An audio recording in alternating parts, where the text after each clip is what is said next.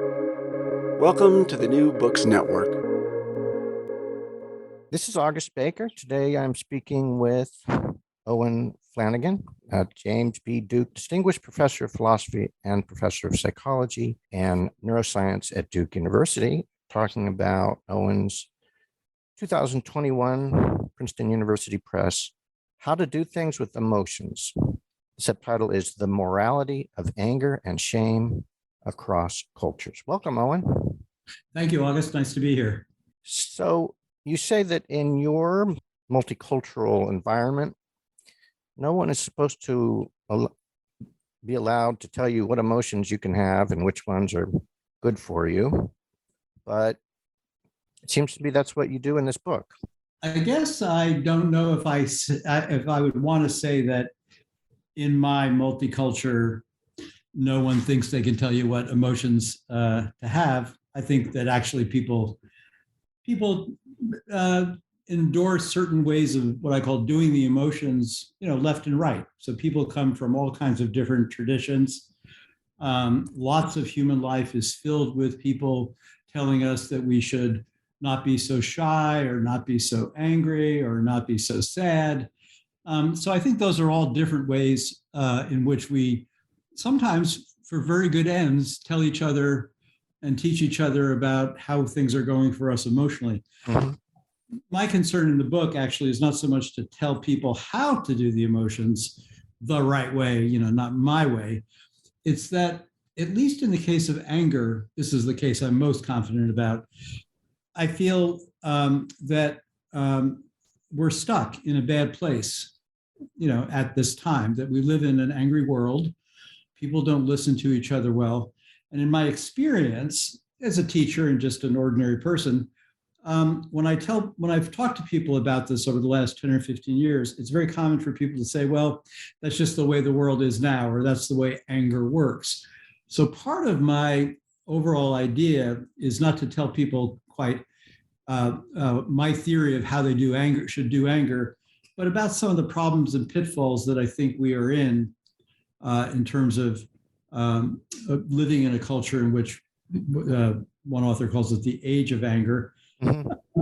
And that there are some kinds of anger that we might want to reflect on and be more deliberate about, and do some self-work and some social work on doing them better. So it isn't like I have a formula for how to do anger well, or a set of norms, but I think we're in a bad place with respect to anger, and it would be good to reflect on it. I guess that's the way I put it. Robert Solomons talked about the transcendental pretense, which, as I understand it, was the idea that you can look into your inner nature and find out human nature. You can look at yourself and find out about human nature. Right. And you're not having any of that. You want to look at a lot of different cultures and expand, look inside other people's way they seem to see the world. Yeah, I think that's fair. I mean, I don't, we can get, I don't have any objection to sort of thinking about how, what makes us tick from our own perspective. But what I've been interested in a while, and this could just be, frankly, a motivation inside philosophy, the discipline of philosophy, is, Alfred North Whitehead said that the safest generalization to make about Western philosophy is that it's but a series of footnotes to Plato. It's kind of an exaggeration, but it's an interesting thing to reflect on, because if true, what we have is, about 1 billion people in the world have been influenced in that particular lineage. If you take all of Europe and all of, say, North America, that's about 1 billion out of 8 billion people. So other people have been brought up in different philosophical traditions. So part of my idea is that sometimes when we're in trouble and we want to figure out things like, am I responding to some universal feature of human nature, of which I don't doubt there are some. I mean, the emotions seem to be good examples of where we actually get something. Mother Nature, through evolution, has given us some basic emotions.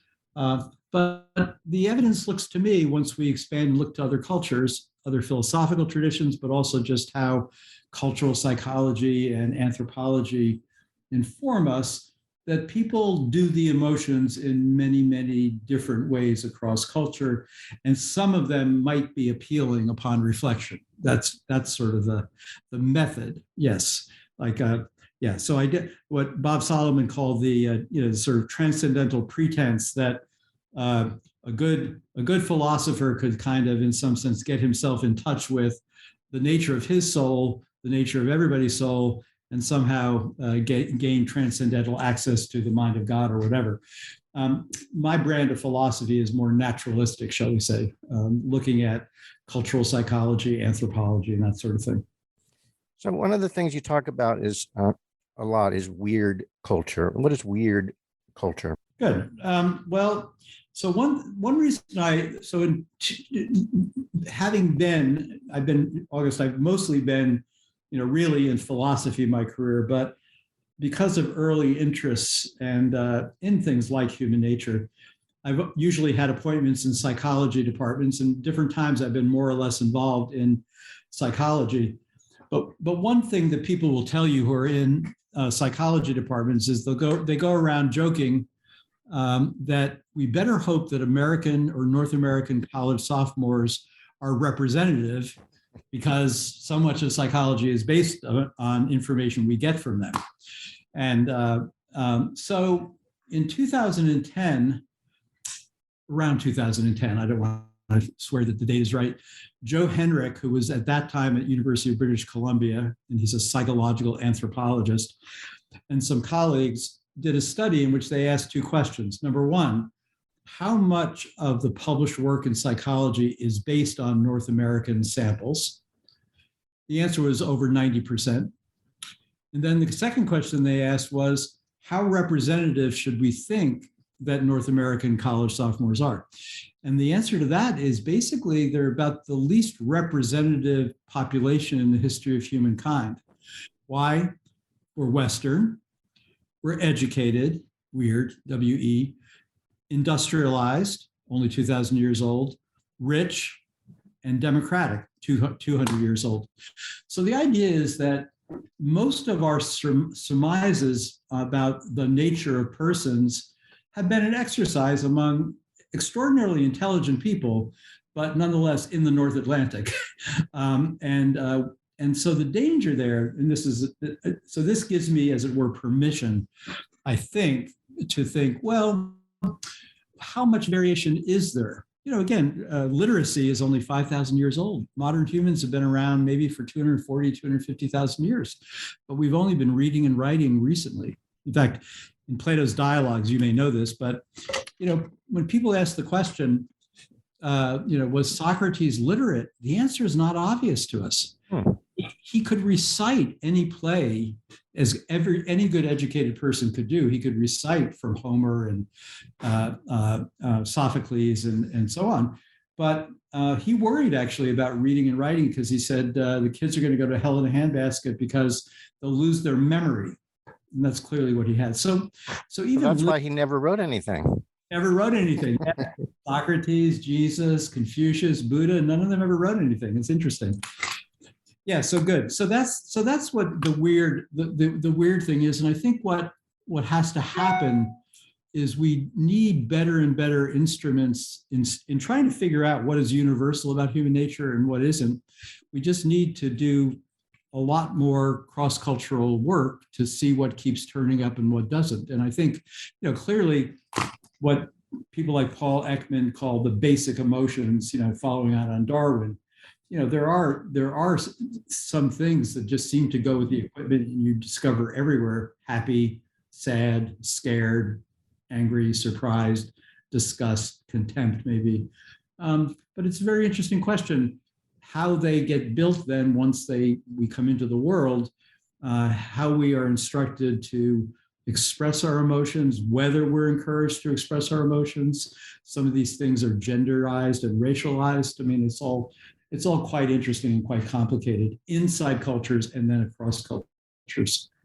And then there's the role of emotions in morality. You say morality is an invention. We create it to meet certain needs. especially the need to live convivial social lives.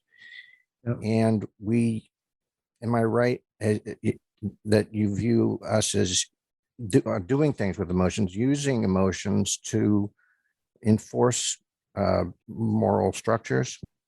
Good. Yeah, all those things. So let me pull them apart a little bit. But that's so the first thing, August, the reason for the motto about how to do things with emotions is that there is one picture of emotions. It's very firmly in philosophy, and you see it to a certain extent in parts of psychology. But this is the idea. It goes back to Plato. So Plato has this idea that, each of us are born with two wild horses inside us. One wild horse is the horse that wants food and sex and water.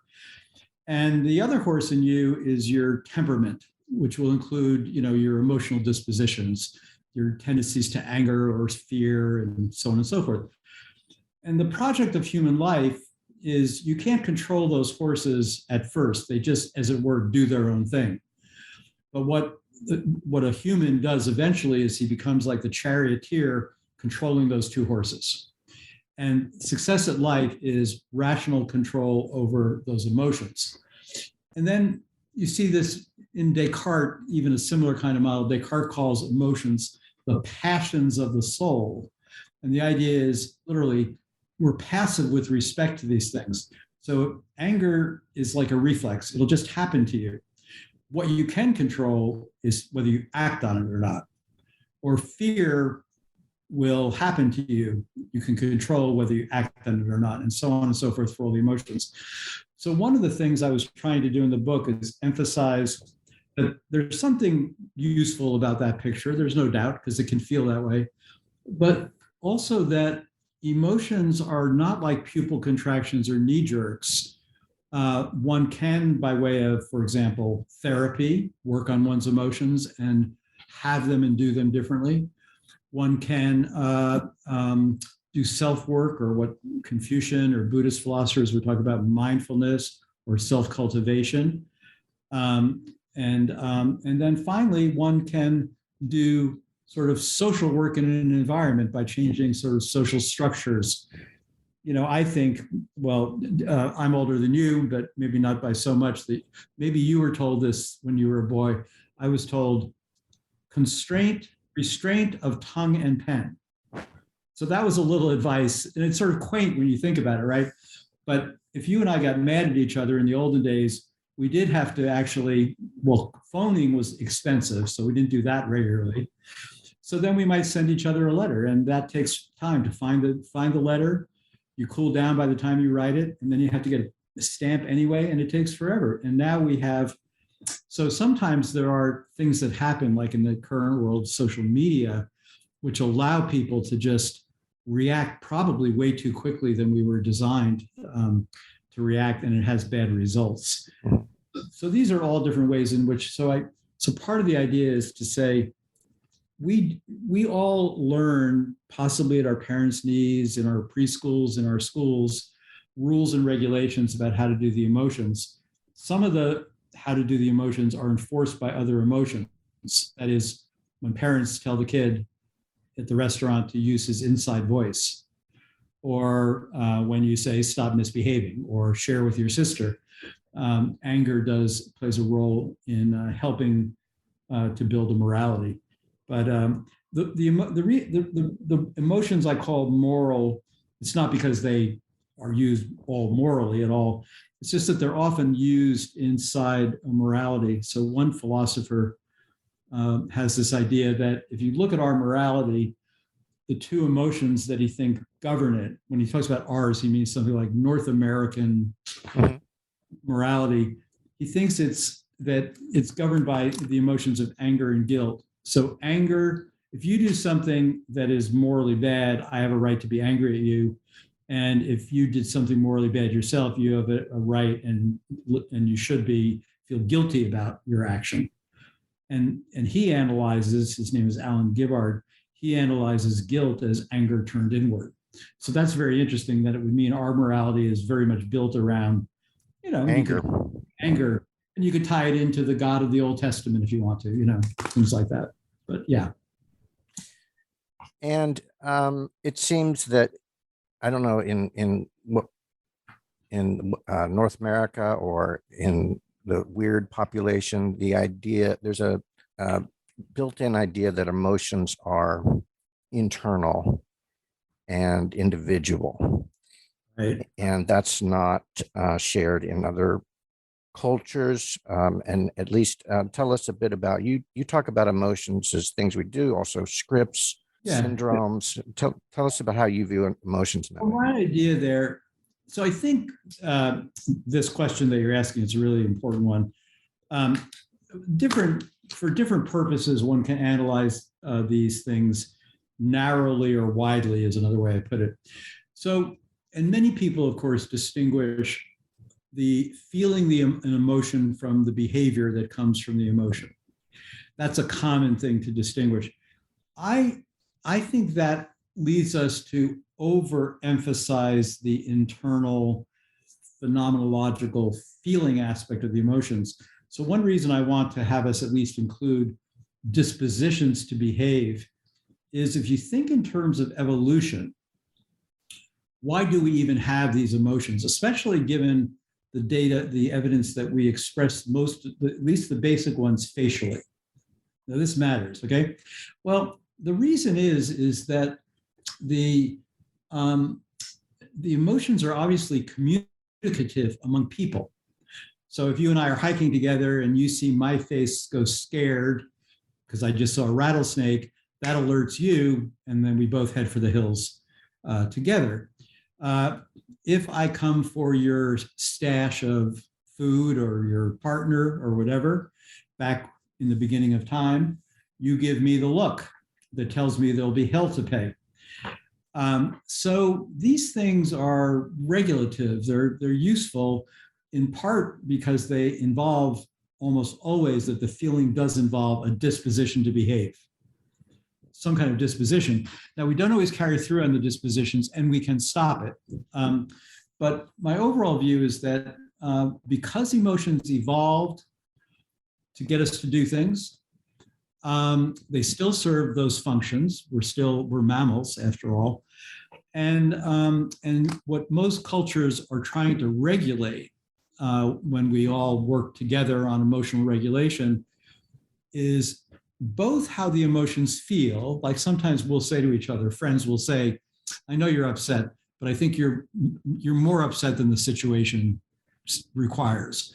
So there I'm trying to help you as my friend to gain some perspective about how you should be feeling. And we do that a lot to children. We say to the children, you shouldn't be so sad. It's not the end of the world that you didn't get it more than your fair share of M&Ms and so on. And we also we do try to bring the behavioral dispositions under control as well. So I have this, what I call the wide or the functional point of view. It's also based on some recent research on the emotions, which focuses on the following sort of fact. We're all familiar with situations in which you might say, I'm sad about something to a friend. In fact, when you and your friend start talking, your friend might say to you, well, I don't think you're sad so much as you're angry. And then you might say, oh yeah, that's a good point. I am angry. So this is back to Solomon's point. It isn't like we're always completely definite on which emotion we're feeling until sometimes we see both what caused us to be in that state. So in fact, I'm not sad because I'm actually angry that the friend did that. And I'm disposed to, I think I'm just going to cry, but actually I'm going to cry because I'm angry, not because I'm sad. And I think that the sort of bringing in the behavior helps us see in more real life ecology the work that emotions do. In a footnote, you say the motto, emotions are things we do, awaits refinement. And you say there are many things we do that are not emotions, or standard example of emotions. We climb mountains, spell words, etc. One might think that in real life, most of these doings are suffused with feelings, emotions, moods. Yeah. So I guess the idea is when we talk about these emotional scripts, we're talking about cases where it's evident that the emotion is driving the doing in some sense. But really good question. Maybe that's why I really still need the footnote, because you're totally right that everything we do in life is filled with affect. Now it's an interesting, psychologists over world historical time have tried to distinguish between what they might call cognitions or thoughts, and on the one hand versus perceptions. I see the apple, versus emotions versus moods. But even the thought, 2 = 4, as close as we come to a pure thought. Yeah, if you're taking a test in first grade, there's all kinds of emotion and feeling. And so I guess I'm the kind of person who's inclined to say there's never been a moment in my life that I haven't been in some affective state or another. So I think I should welcome it as your suggestion when I'm talking about the emotions or emotional episodes. I'm thinking of episodes that are sort of really heavily laden with emotional reactivity, something like that. Right. And clearly, you're going to talk about anger and shame, and both of these are used to tell people we don't like what they're doing. Yeah. So they can be used either for morality or there's in some sense disciplinary. They may be supporting whatever the hierarchy currently is. Yeah, that's right. Tell us about the 2 cultures that you focus on and how they use the bara, and I don't know how to say the name of the other one. Because Midnak Kaban, well, I don't either. I'll leave that out now because I'll describe them as Indonesian and Madagascarian because they're hard to pronounce. But yeah, no, thanks for asking that question. So well, first of all, let me just respond to what you just said because it was so important. Yeah, I think what's important to say is really emphasize what you just said. I like that a lot. That, to say that when I call these, there's one sense of calling them moral emotions, which just means they get used a lot to enforce a normative or moral order. Now, of course, they could be neo-Nazis or fascists or white supremacists who use anger to keep down the Black folk, we'll say. And they'll even have what are called feeling rules by anthropologists that'll be like things like, oops, aren't they getting uppity? So there's all this kind of, So all emotions can be weaponized and used for ill or for bad. So there's no question about that. So in terms of the 2 cultures that I talk about, that the anthropologists talk about, I sort of have 2 different ideas running together in the book, which of course because you read it. I mean, one is when I'm worried about anger and the degree to which people are angry, the kinds of anger that are out there that I think are unhealthy, and some that I think are important and healthy, like anti-racist anger, anger for justice. That's good. But there's other kinds of anger that are also very common, one I call payback anger. That's where you hurt me and I'm zap you right back, hurt you right back. That I think is very, very common and much more easily controllable than people think. Then there's the other kind of anger I also call into question, and you and I've talked about this offline, is I call it using Carol Tarvis, I think her name is, she calls it the ventilationist view. I mean, it's kind of like a general cultural permission that I'm entitled to my emotions will be what they will be, and I should just express them when I have them. But that'll mean sometimes when you're in a bad emotional state, I, just by being around you, will be unfortunately the recipient of the negative atmospherics. So that, whereas the first one, payback or revenge anger, I think is bad just because it doesn't improve the situation. Typically, it does harm to another person's feelings. If you're a good person, you probably shouldn't want to do that too often. And the other kind, it just seems self-indulgent. But so that what I did then is sometimes I go to philosophical traditions or theories, which are well worked out by articulate philosophers from the past, like in Stoicism with Seneca, or Buddhism. Aristotle. Or Aristotle, these wise thinkers. But other times I just want to go and look out at the world itself and see what's out there. So the two groups that I talk about, and I really depend completely on the authors of the relevant paper, but these are examples of cultures. The Indonesian one is one in which the people think that anger is the work of the devil, and that therefore people should never be angry, including never be angry towards your children.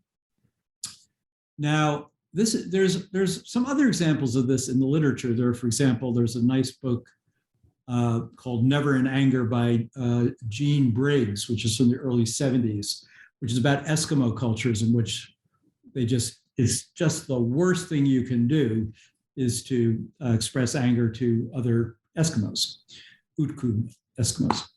In this culture, the Indonesian one, adults just don't get mad at each other and they don't get mad at the children. However, they do use shame to socialize the children. So it's interesting. They will say, oh my God, can you believe what Junior here did? And there'll be, you'll call attention to the family about the bad deed, but anger is prohibited. The other culture I talk about in Madagascar is the opposite. They use really powerful fear-inducing anger to socialize the youth into the norms of life. And like you said earlier, some of the norms that you're teaching kids most of them are not moral, or many of them aren't moral. They're sometimes etiquette. Just take your hat off in school. Don't be a slob. Clean up after yourself. These sorts of things. But those are just two examples. And what was interesting to me about, just take the case of the Bara, who are the Madagascar group, even though they use anger to socialize the children, they tend not to use it reciprocally adult to adult, or at least this is what's reported so it's used as a socialization tool, but it doesn't play a major role in their life. And it doesn't look like they indulge in revenge anger on any regular basis, or on the kind of indulgence of pain passing just because I feel lousy. There'd be norms against that. So, so those are two examples of what turn out to be lots of different interesting differences among the way different people do right. One of the fascinating points was about how a Japanese person will often respond to anger. Yeah. Now, obviously, in places like Japan and America, there's lots of different scripts going on, but the Japanese one is fascinating. Yeah. So the general finding is this, that usually, in terms of majority practices, American and German parents meet their children's anger with anger, and it escalates until something happens. I don't know what happens. Varies. In Japanese culture, children's anger is met with not engaging. Maybe what behaviorists used to talk about is extinction. Yes. You don't pick up on it. You kind of, it's not permissible, so you're not even going to get my attention with this temper tantrum. Now that's interesting, August, because in psychology books, it's usually said that anger is an approach emotion. But Japanese people, and if you ask Americans, what do you want to do when you get angry at someone? People will say, I want to punch the guy in the nose. If you ask Japanese people, they'll report the disposition is to leave the room, to get out of the unpleasant circumstance. Right. So these are interesting things, and you can see how they could get embedded early on. They become part of the taken for granted background of your life, everyone does it this way. You're mutually legible to each other this way. You'd be acting weirdly if you were to engage, say, a Japanese child in this, Right. in an angry way. So that's part of the idea of the book, right? Of obviously, you know this, but it's just to say it can be helpful sometimes when you're trying to find your way out of a practice that's causing you difficulty, if you can find or locate that there are other people doing things a little bit differently than you, that might be resources for you to think about in how you. Absolutely. Yeah. And one of the other things, this is a footnote also, the most common American style results in escalating anger, that is, anger being met with anger. Meanwhile, Japanese anger is conveyed with a similar ideology of personal blame and responsibility. It does not normally involve giving the other a piece of one's mind. Yeah. And it is commonly met with smiling, nodding, and acquiescence, which I actually can remember in my own case of being. I didn't realize that it was cultural until now, but I can remember getting angry at a young Japanese, when I was in graduate school, a Japanese graduate student, and yeah, his response was to smile. Isn't that? Yeah. Well, there are all these different practices. The first time I remember going to East Asia, similar kind of thing, someone said to me, like, how in America someone hands you a business card and you just stick it in your pocket? They said, no, there you take it with two hands, you read it carefully in front of the person. So and that's interesting that you had that. Well, you see this. I remember your story reminded me once of an interesting 60 Minutes show I saw years ago about an African-American family in Brooklyn who were wanting to find the best school for their 10 or 11-year-old son. And the best school they found was in Chinatown. And they shipped the kid off to Chinatown. And this particular Chinatown school was mostly the kids of restaurant workers. It was bilingual, English and Chinese. They scored like third highest in English language scores in the state of New York and highest in math scores. And I remember the 60 Minutes interviewer went to the principal and said, "You must be so happy. You must want to like clap and jump up and down."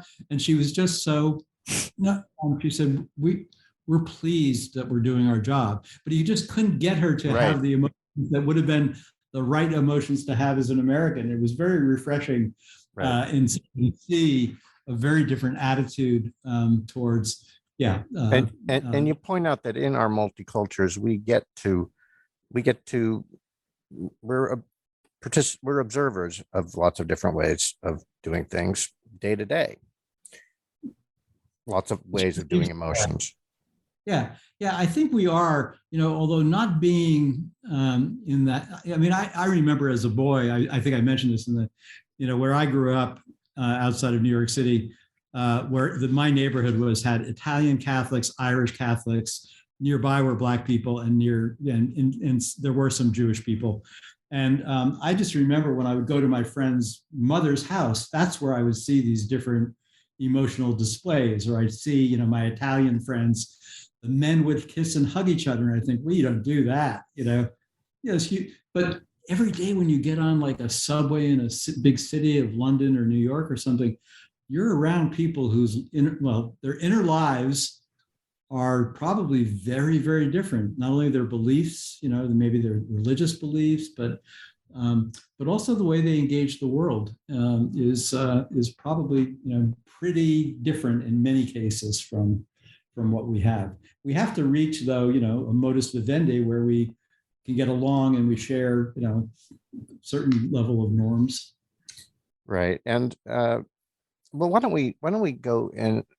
So there are lots of types of anger that you like, and there's some that you are saying want the reader to question. Could we do less of this? And so the two that you are questioning are one of them is the pain passing anger. The other one is the revenge. Yeah, the pain passing is where you're ventilating. You're angry, you vent on people who didn't cause you to be angry. You're just around them. Yeah, and the other one is the sort of first one is the kind of revenge anger. Right. That's what I think I'm worried about. Yeah. So I guess we talked a little bit about this offline, but with the, okay, I mean, I understand this pain passing perfectly. You are really in a bad mood and you're really angry and there's only one person there. And for some reason, I want that person to get angry or upset too. I mean, I don't even know. Is there a theory about why people do this? I don't know. Yeah. Well, you said an interesting thing. You want them to get angry too. That's an interesting one. You could just not be, you could maybe hope that they don't get angry, but you can't stop from making them angry because you're being busy. Right. Happy. Yeah. And then there's the, there was this view of, right, ventilation. It's good. You don't, right. At one time, the story was, oh, don't keep your emotions bottled up. That'll lead to cancer or something. And also this idea that your emotions aren't wrong. Yeah. Yeah, good. So I just, when that happens, or you point out like, when customer service on the phone, right? Yeah. You get angry at them, right? And you say, you've talked to people and say, how often does that work out for you? And it doesn't, right? Yeah. But it just seems so ingrained. I mean, my one comment, and we talked a little bit about this, is that there is the question about whether the person on the other side is going to be affected by it, right? You can try to pass your anger, but if you look at this situation, it's really a two-sided. One thing is, should we ventilate? And the other is, what do we do when someone is ventilating? That's right. Yeah. No, and what you just put it beautifully, because these things are so unbelievably complicated. Because, like you say, I mean, it takes two to tango, and whether the other person is good at doing what you want them to do or not. I mean, so we know there's faliades that people can get into.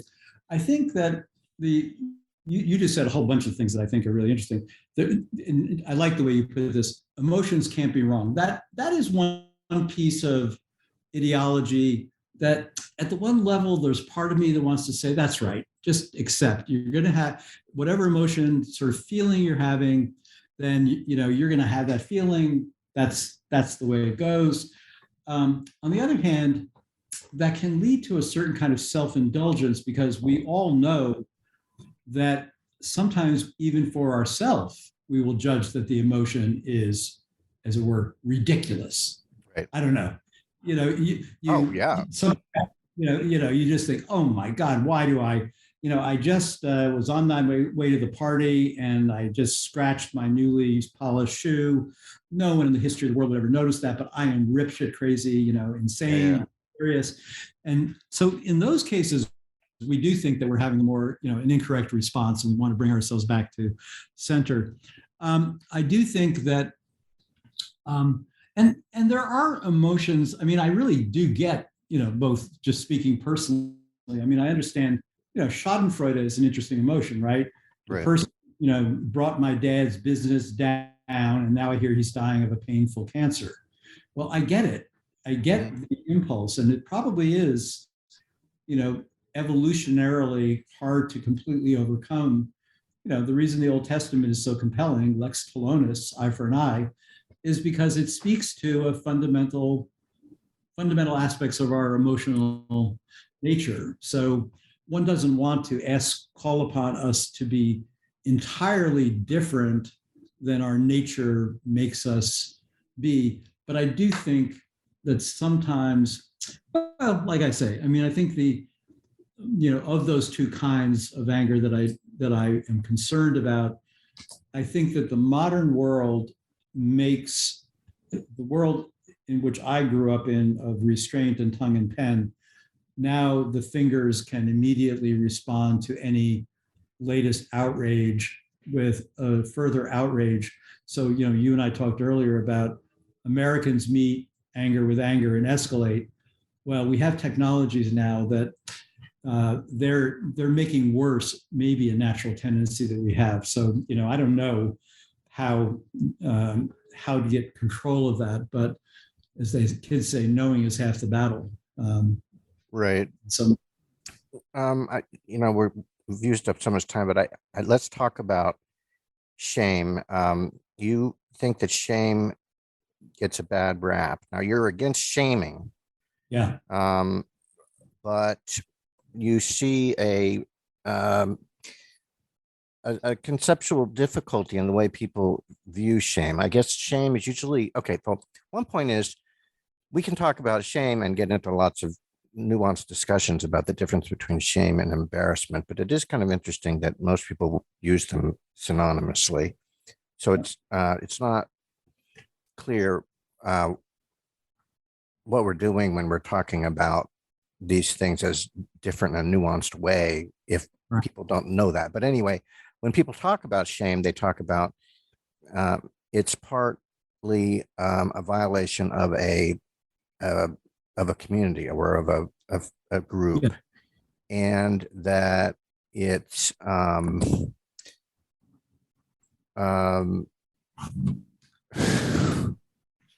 I think often people think of it as something that leads to stigma. And it seems like maybe the threat is there of some sort of ostracism or some sort of you're not allowed in the group. I think that I have also heard that the difference between shame and embarrassment is that shame is you think that you are a bad person overall. Yeah. And I thought you made a very interesting point that doesn't necessarily follow, at least that last one. Yeah. Good. You bring out all these issues really nicely. Yeah. So first of all, the first thing you said is exactly right. A lot of people, I mean, again, maybe we're just going to think at first here about people like you and me, well-educated white men in America or something like that. Mm-hmm. If you ask around, like how we distinguish shame and guilt, shame and embarrassment, we're not that good at it. Although I think you pick up on exactly the right point. If I'm embarrassed, I'm just kind of embarrassed. You're not going to ostracize me, though. I mean, if whereas if I have reason to be more than embarrassed but be ashamed, you might actually kick me out of the club. Okay. The other thing but there is a lot of overlap, and there's also overlap between shame and guilt, the way Americans actually use it. Although the official theory about shame, because of what you said about the ostracism possibility, is that it involves something like thinking I'm a bad person overall. And the reason I got interested in this one is a little different from how I got interested in anger, because I've been working a lot, August, on just different cultures, philosophies. I've been aware for a long time that you never see in Chinese philosophy or Indian philosophy discussions of what we would call guilt. You always see discussions of what we would call shame. And I was also aware there that shame is almost universally in those cultural traditions, which maybe modern people in China and India are heir and heiresses to. And that would constitute about 3 billion people on Earth. So this would be, so I kept my eye on that. And I kept thinking, well, they don't think of it as involving I'm a bad person overall. But you're right that in Western psychology, it tends to carry that connotation. Part of what I thought I could do here was to show how much of an outlier view that was in the rest of the world, and then even to reflect on how, if we use the word shame in socializing children, or even in our own case, like the Pope Francis this morning in the New York Times, I mean, he didn't do it in the New York Times. In the New York Times, they reported that Pope Francis apologized to Canada for these schools that they had, that the Catholic Church ran 70% of them for Indian displaced children, Native American children. Mm-hmm. And the Pope said he felt great shame. And now the Pope isn't saying, I feel like I'm a bad person overall, right, or the Catholic Church is bad overall. And I think in the same way, when, if a parent teaches a child that, they need to learn how to share the Legos, A, it'll be more fun, but B, that's what a nice, good child does, it shares. And they should be ashamed if they don't share. They're not saying you're a bad person overall. They're just saying, this disposition of not sharing or being selfish is something which we want to encourage you to get over. So so that's sort of on one side of things, just the mere fact that an emotion which we think causes addiction, anorexia, bulimia, suicide attempts, all kinds of stuff. We think that because we've defined it as, I think I'm a bad person overall. Right. But I don't think most people use shame that way or think of themselves when they feel ashamed about something. I just don't think that's the common usage. No, I thought that was very well taken. And I guess the idea would be you can use shame, say, in with your children, saying, when you do this, it discredits our whole family. Not that means you're bad forever. Exactly. This here did have the effect of discredit. It implicates me. It implicates our whole family. That does not necessarily mean you're bad forever. We can tomorrow is fine, and in an hour you'll be fine. That's right. Exactly. Yeah. And I think that's a really nice way to put it, because that is always what some people will say. Well, and you do see, obviously, I'm not asking for us to be like Confucian people. There was that story about the ferry that sank with a lot of school children off Korean coast about 10 years ago. And, the principals at the school, the mayor of the town, the owner of the ferry company, it was what we would call an accident, but a lot more people than we would think should have take responsibility. But your example of the fact that my child's behavior at the friend's house on the overnight reflects on me, it just is simple to say. It's true. Yeah. and you've informed the child about the scope of the problem, not that it's a bad person overall. Right. And then my hope, this is where I'm reaching with this whole thing, is that I did, one of the motivations, the practical motivation of the shame part of the book was both to bring out this general intellectual point, but also to wonder a little bit about how it was and how unfortunate it is for especially young people that there are so many people who live, as it were, shamelessly and play it fast and loose with the truth or with their role as a public servant. And I was thinking specifically of recent politicians, current politicians, thinking, have you no shame, sir? Yes. Have you no shame? Yeah. And it isn't just that someone like Trump should feel guilty about the bad things he did in playing it fast and loose with the truth and with people's lives and being a narcissist, but he should feel ashamed and, in the sense of try to work on himself. Right. Not to get any leverage on him, but right. That would be perfectly appropriate. And even in that case, much as I have very negative feelings towards that individual, I don't have to think that he's a horrible, horrendous human being. It might even be fun to play golf with him if I knew how to play golf. Right. But that there's a lot of work he needs to do on himself. And also, I think one of the things that's interesting is this is not a book about here.